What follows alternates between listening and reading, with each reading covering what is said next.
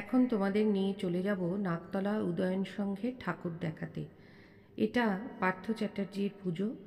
এবারের থিম হলো অর্পণ। দেখো এখানে পুজোর যে নানা রকম গোত্র, সেই গোত্রের নাম লেখা রয়েছে এক একটি বক্সে। আর প্রত্যেকটি থেকে কোষাকুষি দিয়ে যে জল দেবতাকে অর্পণ করা হয়, সেই জল পড়তে দেখা যাচ্ছে। এক কথায় অপূর্ব প্যান্ডেলটি। আর কিছু বলছি না, শুধু দেখতে থাকো। দূর দূর থেকে মানুষ এই পুজো দেখতে আসে।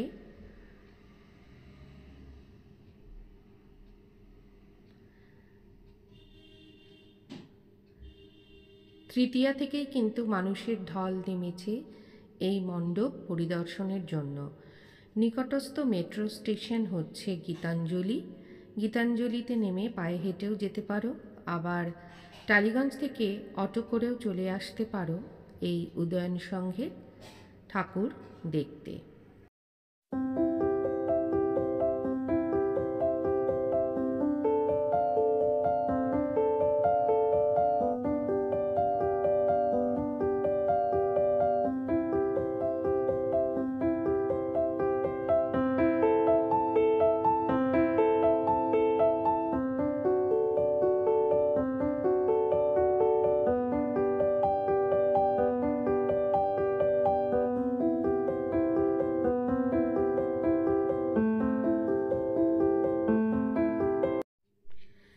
এবারে দেখাবো সুভাষ পল্লীর ঠাকুর।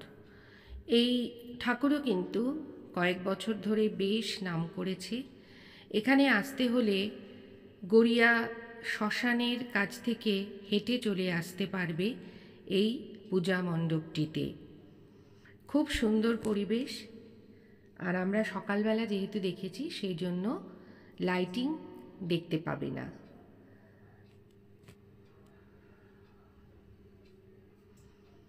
এখানেও বহু মানুষের ভিড় হয়। গড়িয়া বাজার মেট্রো স্টেশনে নেমে রিকশায় চড়ে চলে আসতে পারবে এই পূজা মণ্ডপটি পরিদর্শন করতে।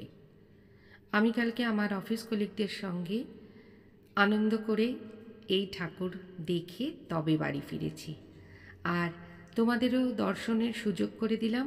অবশ্যই কিন্তু কমেন্ট বক্সে জানাবে যে কেমন লাগলো তোমাদের এই দুটো পুজো মণ্ডপ। সকলের পুজো ভালো কাটুক, নির্বিঘ্নে কাটুক।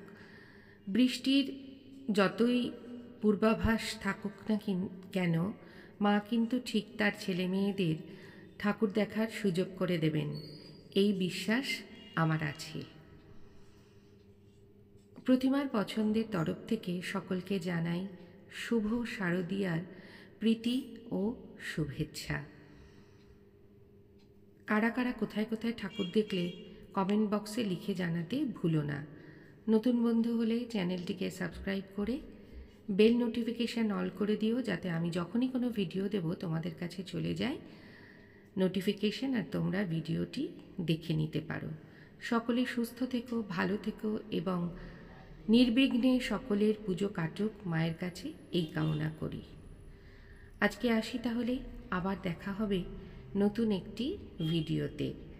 পুজো আনন্দে কাটুক সবার।